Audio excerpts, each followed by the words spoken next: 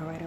Praise Yah, praise Yah. Shalom, shalom, beautiful people. Blessed love, blessed love. All right, y'all. Y'all already know. Let's jump right into it, y'all. Most High will be able to, keep it at its stated time, which is 10 minutes or less, y'all.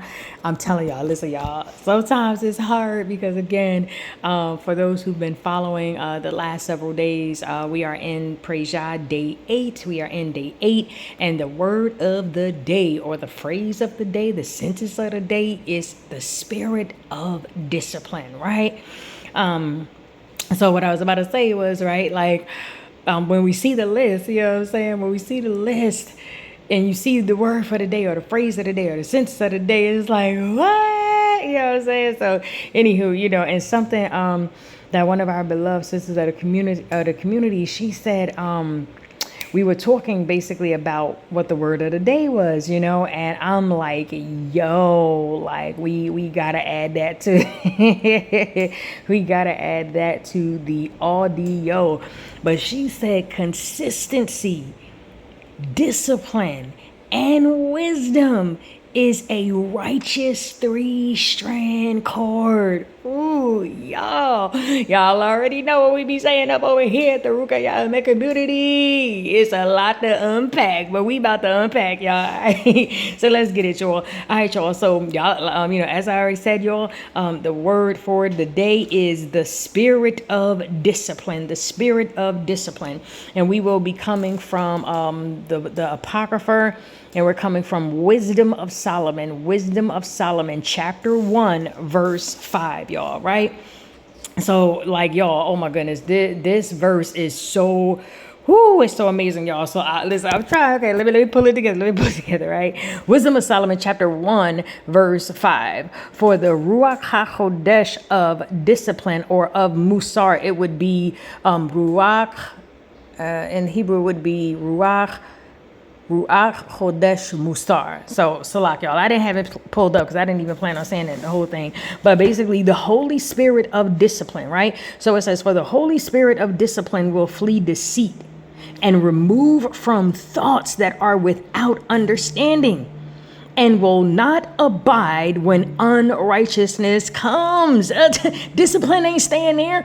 And even though it says understanding in English, when you look at that word from the Hebrew perspective, it means, to understand something, right? So being able to comprehend something from the inner being, right? So, oh my goodness, y'all. So let's go ahead and chop this up, right? So let's look at discipline real quick from the Hebrew, okay? Again, that the Hebrew word would be musar, right? If you were saying it, if you were spelling it phonetically, it would be like Moosawr,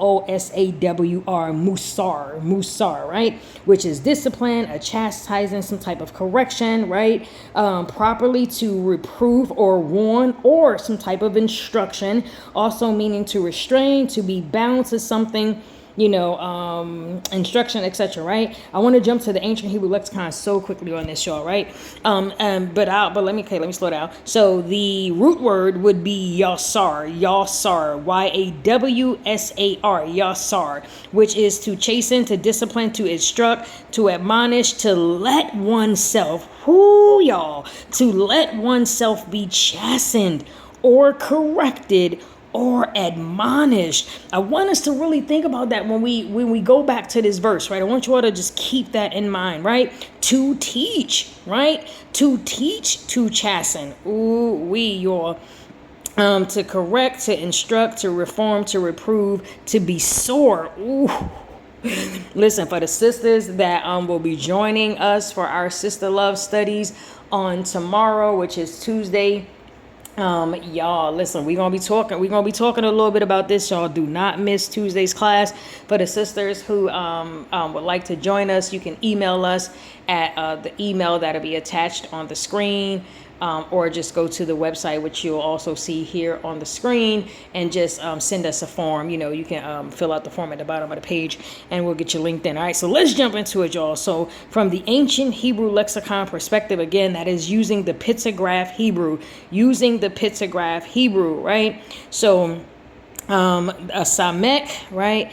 The pictograph Hebrew is a picture of a thorn representing a turning, right? And then the resh or the resh or the rash is a picture of a head. And combined, these mean to turn the head, the turning of a head into another direction. So when we think about discipline, right?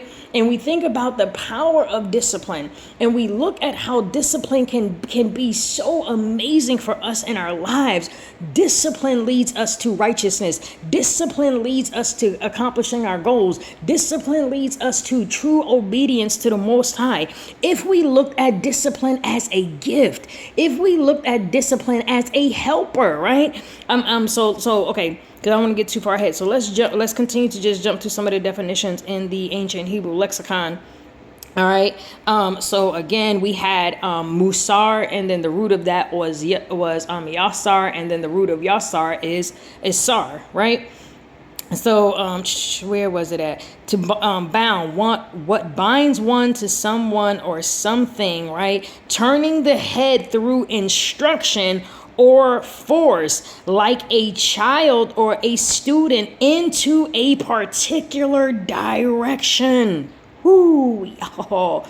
Let's go ahead and read this and see what this is talking about. Wisdom of Solomon, right? Wisdom of Solomon, chapter 1, verse 5. Wisdom of Solomon can be found in the Apocrypha. And it says, for the Holy Spirit of discipline, y'all. For the Holy Spirit of discipline. So for the set apart spirit. And this is why when people be saying, oh, the Spirit told me, the Spirit, we talked about this on the yesterday's video. You got to ask, well, what spirit? What spirit, right? When we look at the RUAKH HaKodesh, we're talking about the set apart spirit that is of the breath of the Most High. So now we are talking about that Holy Spirit of discipline. So this is saying that there is a set apart spirit of discipline. There is a set apart spirit that leads to instructions, directions, reforming, reproof. You know what I'm saying? And let's keep on reading. For the Holy Spirit of discipline will flee deceit. Will flee deceit. That means if we are walking in righteous discipline, if we are walking in the set apart discipline, if we are walking in that Kodesh type discipline, we will flee deceit. We're not going to be around somebody that's deceitful. We're not going to be deceitful. We're not going to be caught up in no foolish mess, right? And how we know? Read on. It says, and remove from thoughts that are without understanding. Saying that the Holy Spirit of discipline will do this. The Holy Spirit of discipline will flee deceit. To flee something, that means you running fast. You ain't looking back. You ain't trying to see who coming behind you. You gone, you out, right? And remove from thoughts that are without.